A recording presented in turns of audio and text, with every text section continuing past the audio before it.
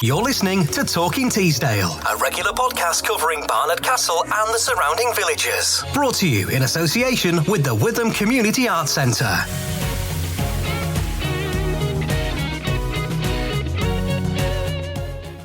And here we are once again. Welcome along to Talking Teesdale. I'm Stuart Laundy. And I'm Jane Woodward.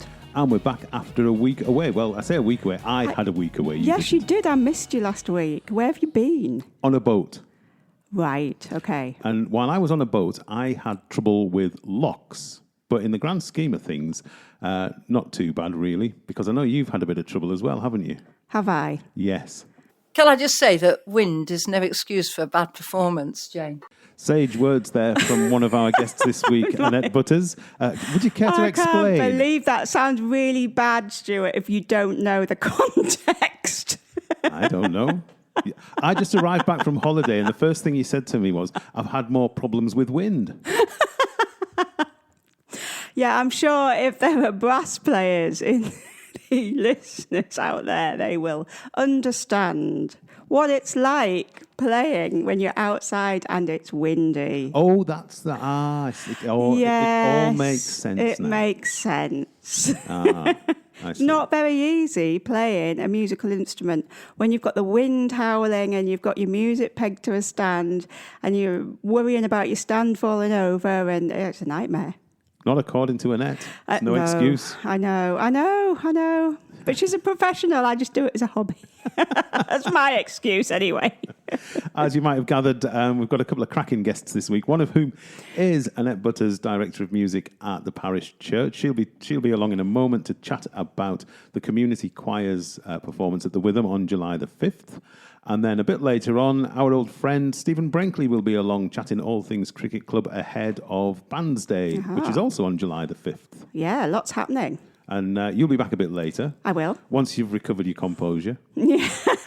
Yeah, thanks for that, Stuart. And put to bed any more problems with wind. Yes. Although speaking of such things, we'll be chatting about the likes of the Brass Bash and one or two other bits and pieces, so something to look forward to. It is, yes. But in the meantime, let's get on with the show. Yes. We're joined this week by Annette Butters, Director of Music at St Mary's Parish Church, to talk all things music because on the 5th of July, the Community Choir and Friends. Is this like a Rod Stewart and Friends kind of? You're going to pull out some big names and better. Performing at the Witham, as I say, on July the 5th. Annette, welcome to the podcast. Thank you, Stuart. Right. Tell me what being Director of Music at St Mary's Parish Church is all about. Oh, now there's a question. Well, it's all about juggling a few things, I suppose. There's the community choir, which we have every week. There's a community orchestra, which we have every week. I'm also organist down there, which we have every week. And, of course, the church choir, which is every week. And on top of that, we have bits and pieces that are extra, like this wonderful concert coming up on the 5th of July. Well, there we go. So it keeps you busy then. It does indeed, yes. And I'm here today, so it's another little thing. So what, just out of interest, what's your musical background? Oh, scary. Chart-topping artist? Absolutely not. So background, armed forces, joined as a musician. So a bit of a jack of all trades, mature student at college, and then discovery of the organ in later life. Bit of everything, really truly a bit of everything. Amdram shows, brass quintets, you name it, a little bit of everything. So do you have a specific instrument? I'd say now it's the organ, without a doubt. Church organ, love it. So tell me about the community choir. How did it come about? How's it developed over the years? It came about from a small group meeting in the vestry, and that group outgrew the vestry. And then we decided it was quite a nice thing to do on a Friday night. It sort of kick-started the weekend. So the timings of it are that if you go to work, you can probably do your job, get to choir, do a little choir session, and then go out on a Friday night. So it's the best of both worlds. So we meet each Friday in that sort of between and betwixt time. And what sort of membership are you boasting these days? Oh, I don't like to boast membership. It's like everything. Community-wise goes up, down, up, down, up, down. If everyone was there, let's say we've got quite a few people, probably about the 50-odd mark.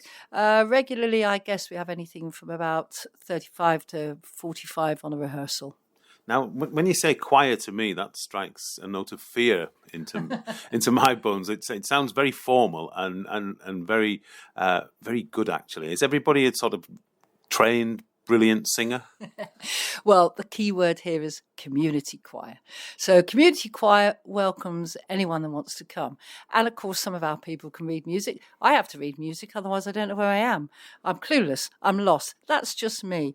So whether everybody turns up or even half the time, it's a good number of people in there, and you're trying to conduct these people. Is it like herding cats? Well, I don't know about cats. Yes, I suppose it is a little bit. No, in truth, we make do with whoever we have, whatever we have, because I'm just truly glad for every single person that ever walks in that door, because everyone is equally valued, and that's the truth of it. And because we've got a good team, I play the piano, I accompany, I conduct, but sometimes I call on my teammates and they step up and conduct as well. So we're all pretty flexible, and for that, I'm truly grateful. And are you still open to people coming along? Or are you sort of at the maximum number these days? You never say no. Whoever walks in the door, it's fantastic. I'll tell you, it's funny because people think, oh, you've got plenty there, you don't need me. Well, if everybody called me is on holiday in the same week, believe you me, you're grateful for anyone coming in the door. And besides, we sing a nice range of music. So there's going to be something for everyone that comes along. You might not like everything we do. It's hard to please everyone all the time, but we hope that you like some of it. And that's the thing, that we just give it all a go and have a laugh and get on with it. So come July the 5th, what sort of programme are you putting together for us? Well, I've put a few clues together for you here, Stuart. Oh. Right, I'm going to tell you a story, right? You ready for this?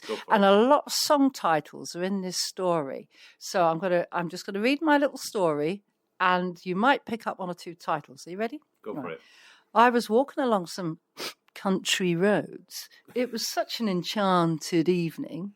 I said, not my way. That's for another day. I'd do anything to be able to find out if he loves me, shoop, shoop. If I were a rich man or woman, I would fly a kite and dance the keel row just to get to the lovely church on time. I nearly joined in with if I was a rich man there for a second. Be thankful that I didn't, truly. Yeah, well, I'm going to audition you in a minute. No, we don't do auditions, truly. Anyway, my story resumes, but hey, it's a lovely day. Anyway, I have another 10,000 reasons to walk 500 miles just to hear the people sing. Are you getting any of these? Mind you, old Amsterdam is such a long way. Still, all I ask of you is that you would wash that man right out of your hair, because... I'm not hearing Highway to Hell in this anywhere. No, heaven, more heaven. Because you never know, he might be the Phantom of the Opera. Right, that gives us an idea, I think. I'm still not hearing Highway to Hell, though. You're not going to get it. Blast. Never mind. So it'll be a good fun evening then. I hope so. Lots of foot tappers, lots of melodies you will know, selections from the shows, a few more, a little bit sort of chorally music, bit of everything really, hopefully. Certainly we aim to make it enjoyable and come away smiling. And is this taking you out of your comfort zone, actually, putting on a proper performance rather than just rocking up at the church and singing a song or two? Excuse me, Stuart, we've been to the Witham before, Not at all. No, the church is a lovely venue. It can get a bit chilly, but it's a lovely venue to sing in for obvious reasons, and the orchestra like playing there. But we love coming to the Witham, and the choir's been to the Witham before, and the orchestra. And the orchestra aren't coming this year. Actually, they're down at the church because you couldn't fit us in. No, we couldn't fit into your schedule. But the choir are looking forward to it, and they love a good concert. So they'll be ready to rock and roll up to the Witham. Brilliant stuff. Annette, thank you very much. Pleasure. Thanks, Stuart. And a reminder that St Mary's Community Choir and Friends will be on stage at the Witham on Saturday, July the 5th at 7 o'clock. Tickets are just £5 and £10 available from the box office or online at www.thewitham.org.uk. Hi, I'm Jim. And I'm Sheila. We're volunteers at the Witham. And you're listening to Talking Teesdale with Stuart and Jane. So from music to cricket. Well, actually cricket and music, because also on Saturday, July the 5th, is Barnard Castle Cricket Club's annual Bands Day. I popped along to chat to Cricket Club President Stephen Brenkley, who told me how a lot of hard work goes into ensuring the club remains a success both on and off the field. So it's the middle of summer, and what better thing to do than chat a bit of cricket with Stephen Brenkley, president of Barnard Castle Cricket Club. Stephen, welcome to the podcast. Great to be on, Stu, again. I'm so glad that Teesdale Talking is back with us. It's been a real miss, and I think it's a real boon to our community. That's very kind of you. Now, before we get to matters on the field, it's Bands Day, the club's biggest fundraiser in a week's time. So perhaps a word or two about the trials and tribulations of running a successful cricket club off the field, because it's not a small operation anymore, is it? It isn't. You're speaking to the wrong man, actually. As president, as you probably know, Stuart, I tend to take an overview on these matters, and the real hard graft is done by other people. Not least our magnificent chairman, Dave Sparrow, who's been in office for 15 or so years now and never seems to stop. If he's not administrating the club, pushing the boulder up the hill every day, then he's helping behind the bar, as he was last week at a match, I noticed. No praise is too high for him, alongside the long-time treasurer, David Stanix, who keeps a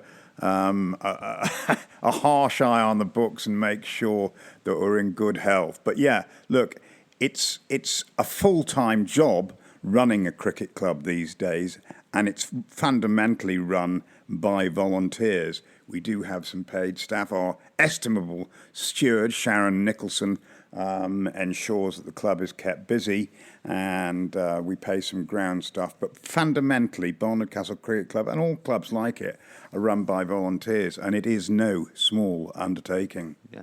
Volunteer run in the mainstream, but it is what people probably don't realise is, when they come for a walk around the boundary or something, it is actually a business, isn't it? It is. Crikey, I go down when there's a match on, as there is at this time of year, almost every night. And a word to the ground staff here. Wonderful. It's a small square that Barney have got, but the standard of the pitches that they get out is second to none.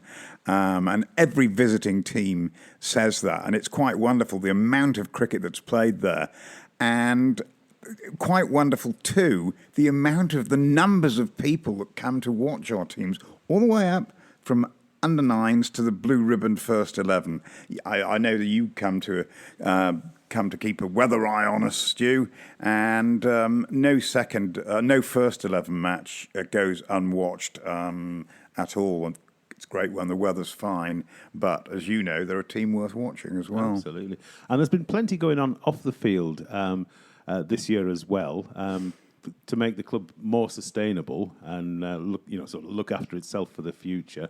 Last year, you had the rainwater tank put in. We did. That was a bit of a faff on, but I think it's proved beneficial to us without a doubt in terms of the ground drying and so on. And then this year, of course, you've got the solar panels up to help with the ever increasing cost of the bills. What a huge asset these solar panels are. Again, absolutely nothing to do with me. I just watched them being installed, really.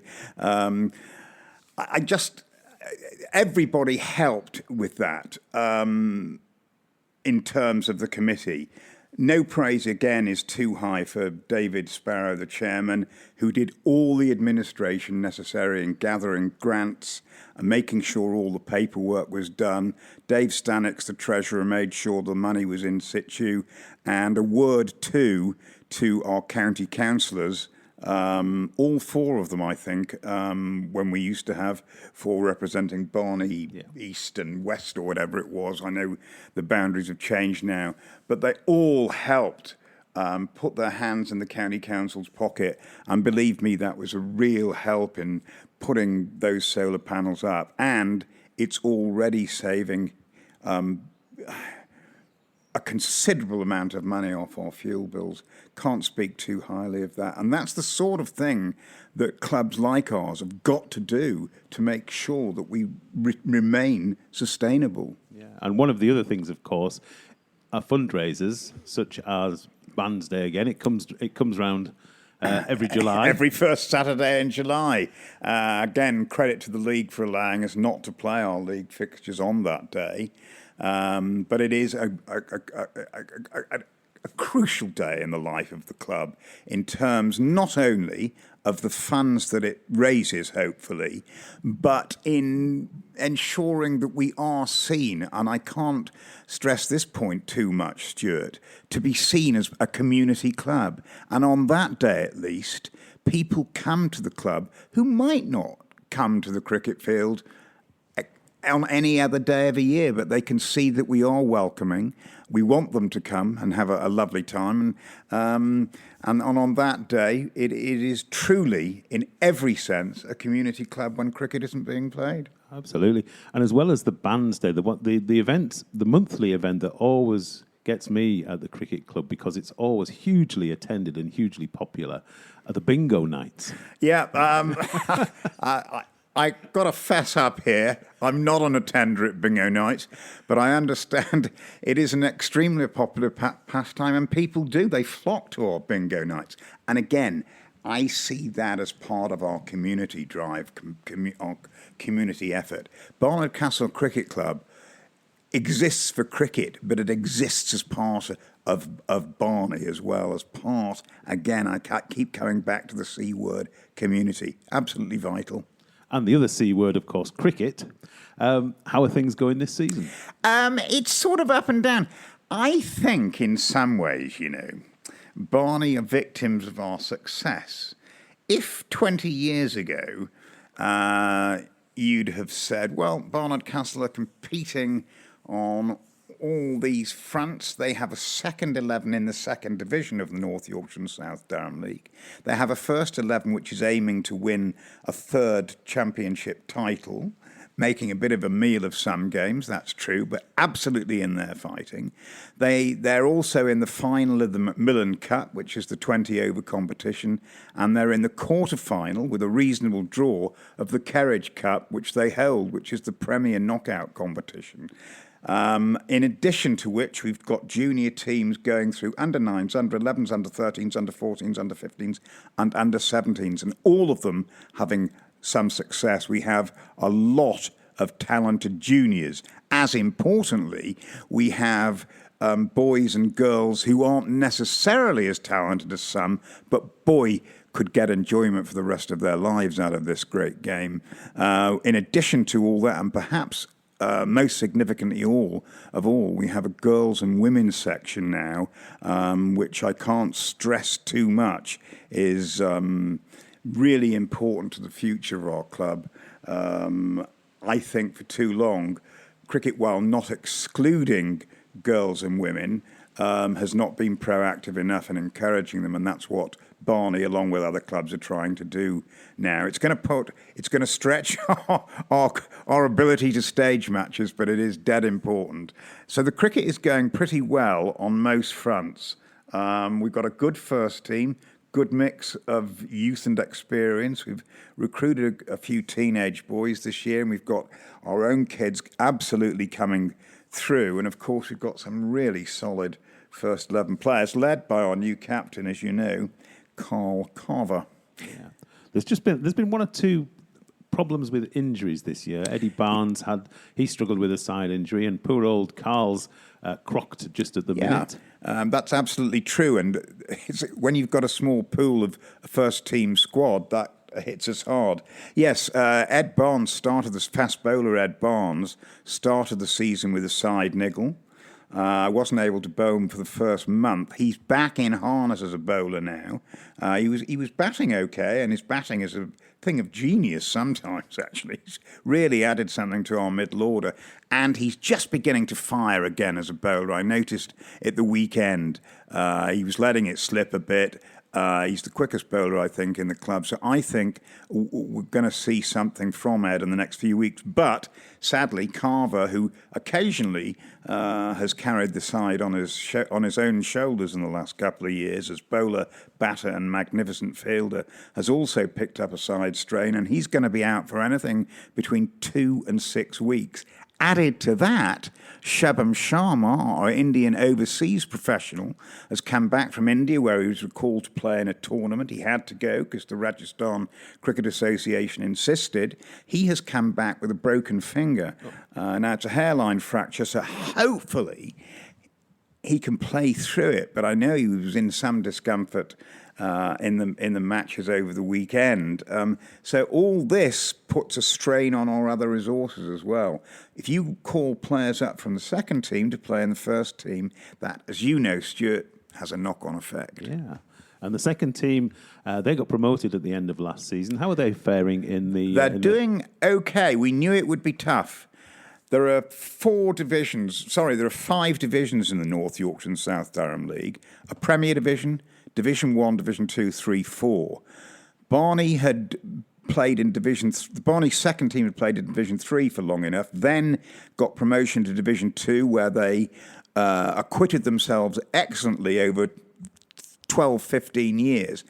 And on the last day of last season, got promotion to Division 1, which is the second tier. Now, it's important to say that we are at one of only 2 second teams in Division 1, the other being Richmond, who are actually our old rivals. So we're playing 10 first teams, including Darlington, Thornaby, Billingham, Synthonia, the clubs who are traditionally part of the old A division under the former regulations, the former status of the league. So it's hard, but they've done jolly well. They won 3 games early on. Now they're just going through a lean period at the moment. Player availability has been a problem. It's a greater problem these days than it ever has been. Players want to do other things, play golf, play rugby indeed, play football. The football seasons seem to go on forever and ever. We've got a few boys playing cricket at school, so it's been hard to get the best team out. But we're mid-table in Division 1, 7th out of 12. The bottom 2 will go down. I'm optimistic that we can stay in the division under a new captain of the second team taking over from the estimable Richard Stanix. We've got Richard Watson, who's bedding in as a captain, but he knows his cricket and he'll do pretty well, I'm sure. Jolly good. And finally, as you well know, Stephen, I am an old village cricketer. And I just wanted to give a quick mention out to the support... An extremely capable one, I should say, Stuart, as well.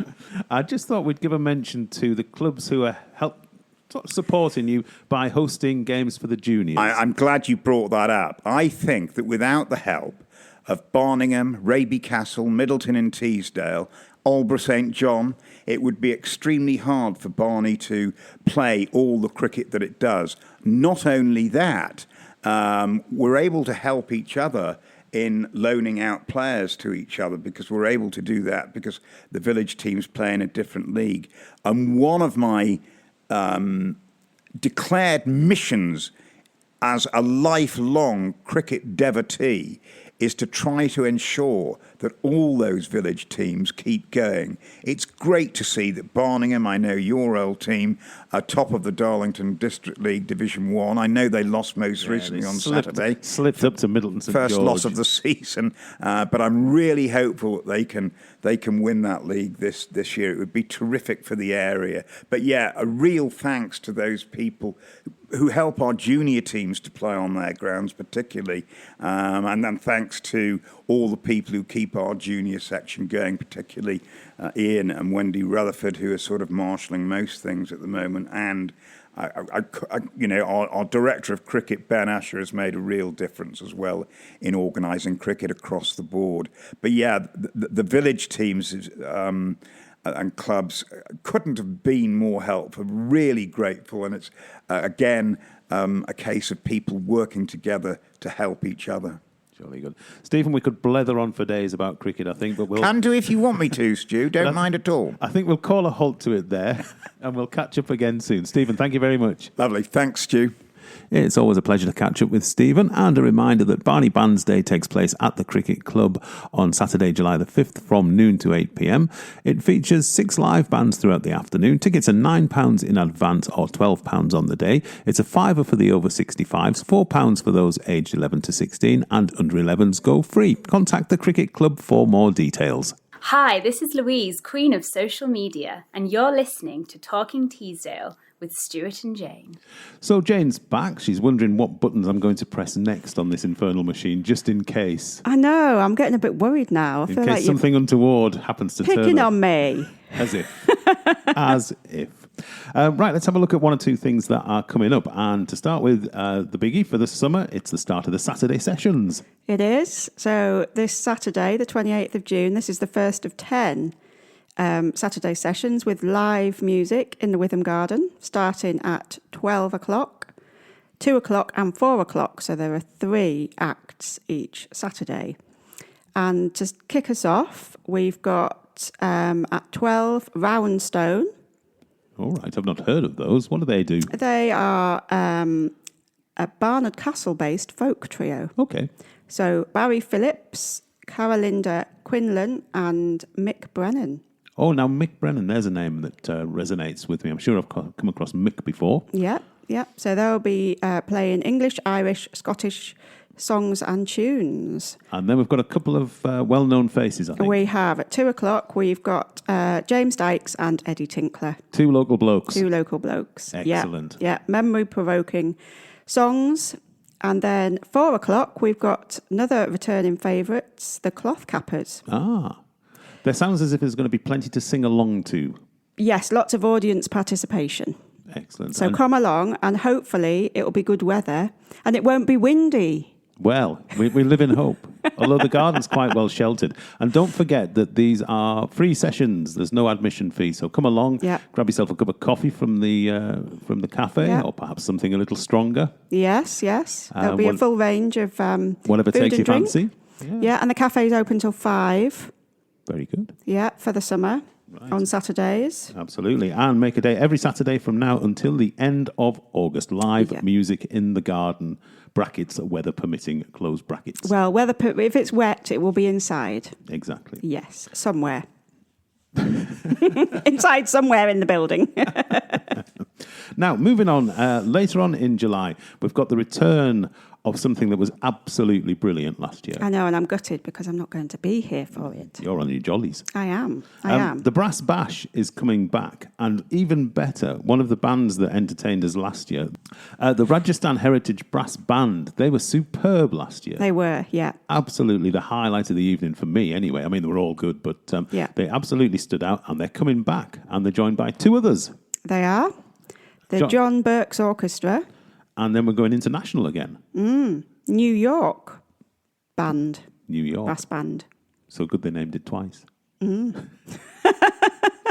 So this is on Tuesday, July the 15th, 6 till 8. Again, it's a free performance. It is. Come on down. If the weather's good, it's outside again. Last year, the weather, just to say, held out. And it was all outside, and it was brilliant. There was a good crowd down there. Yeah.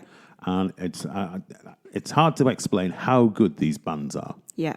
It is definitely a good night's entertainment. And the bar will be open, so you'll be able to get drinks as well. They didn't seem to have a problem with wind. Let's move on. I don't think I'll ever live that down, Stuart, will I? It's going to haunt me forever. And finally, for this week, news of an event that's just gone on sale for a Manchester folk duo called The Breath. It's kind of wind-related as well, isn't it? Everything seems to have a connection with wind this week. There's been a theme running through the show this week. I don't know. Not a band that I've come across before. No. They're from Manchester, I understand, and they're a duo, and apart from that, that's it. They are. So it's guitarist Stuart McCullum and singer-flautist Rihanna Connolly. Okay. And they're booked in for October the 1st, and they've got an interesting support act as well. They do, yes. Another duo called Bassett from Toronto. It begs the question, do you think they were named after the hound? I don't know, maybe. Now, you know how I normally test your memory? Yes. and see whether you can remember the actual telephone number of the centre Yeah, and yeah. the website address. Well, your eldest has wandered in, Yeah, yes. so we can depute this to him. I think Delegate it. absolutely. What do you think? Yeah, I think that's a good idea. Do you think you can remember the number and the website address? I think so. Every confidence. Yeah. Excellent. So off you go. Where can we find tickets for these fine performances? You can find them at the box office at 01833631107 or online at www.thewitham.org.uk. Excellent. We can go on holiday and he can do the podcast. Oh, great. On that note, I think that's it. I think it is, Stuart, yeah. That's all right. Yeah. You'd better go and lie down. I do, I need to recover now. And I'll see what I can dream up for next week. Oh, yeah, thanks. Outtakes are a wonderful thing. You can pick all sorts up from. I'll get my own back, don't you worry. Jolly good. Right, that's it for this week. Thank you very much. Bye. So to play us out this week, it's a track from The Breath, who, as we mentioned, are appearing at the Witham on October the 1st, supported by Canadian duo Bassett. This is the title track of their most recent album, released in 2023. This is Land of My Other.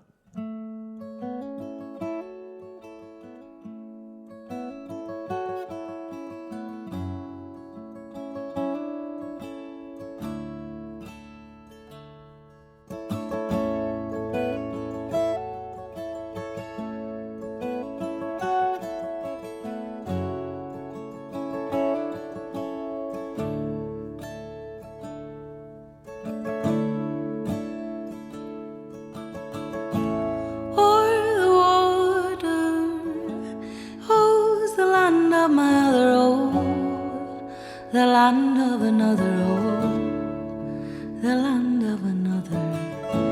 Cross the water, oh, the land of my father, oh, the land of my mother, oh, the land of my others, the land of my others, oh.